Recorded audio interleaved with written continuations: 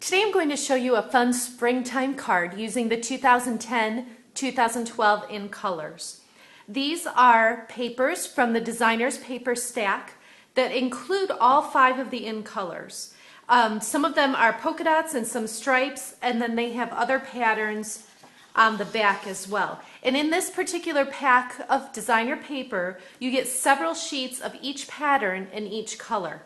So for my project today, I'm going to use some of this Blushing Bride polka dot, which is probably why I have the least amount of that left. I've been making a lot of these cards.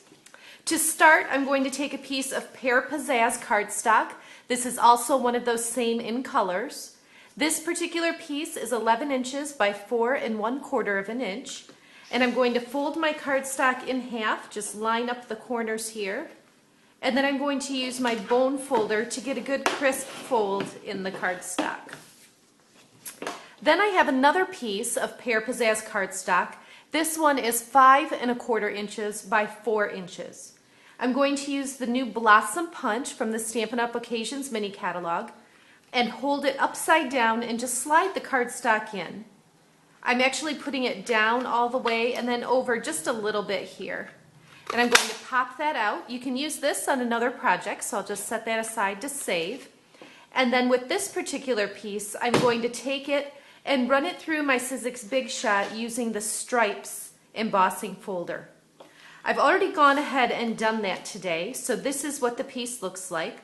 The image is punched out and then the stripes are added onto here. And now what I want to do is add this piece of Blushing Bride designer paper right behind it so it shows through like that. So what I'm going to do is take my adhesive and just put some in each of the 4 corners. I don't want to put adhesive around the entire perimeter of this paper because then it might show through from the punched out image here. So I don't want too much adhesive because it might show through on the edges of some of these petals. So I just put it on the corners here and here so that paper is now attached. The next thing I'd like to do is take Pear Pizzazz seam binding, and I'm going to tie a knot around this layer. I don't necessarily measure my ribbon ahead of time. I just kind of set it here and make sure I give myself some extra space down here to tie. These are our craft scissors, and they are wonderful scissors for any ribbon or fabric. So now to tie my knot, I'm going to cross the seam binding like that. And then this is the key. I want to pull it perpendicular, and you'll notice that this is curling up a little bit, and that's totally fine. I'm just going to pull it tight, place my finger on here, and then bring this bottom piece up and around. When I pull like this, it naturally flattens out a bit, and I can actually tug on there a little bit to get it flatter.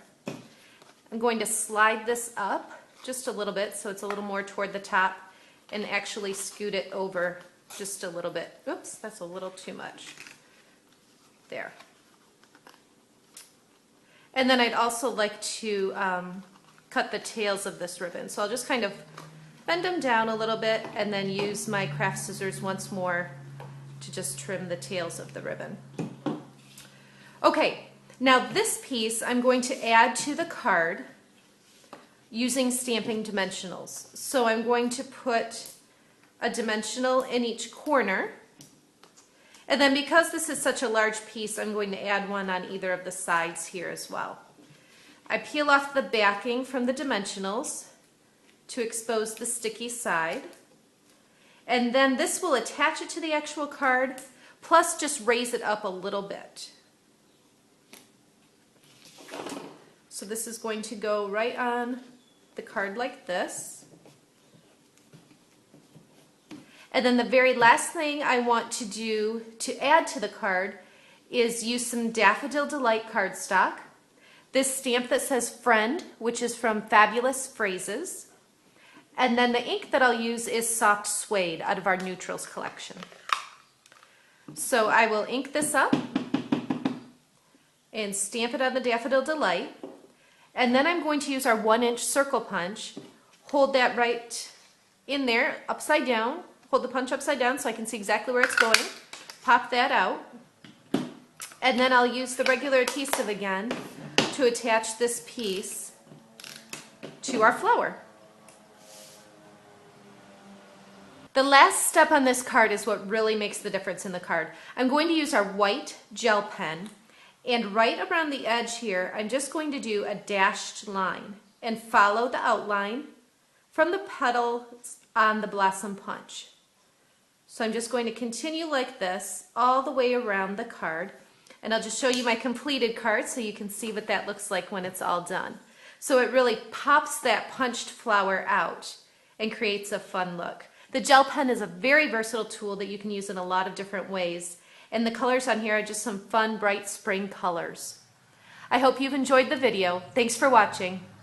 For daily creative inspiration, visit my blog or find me on Facebook at Jody Reinert Stamps.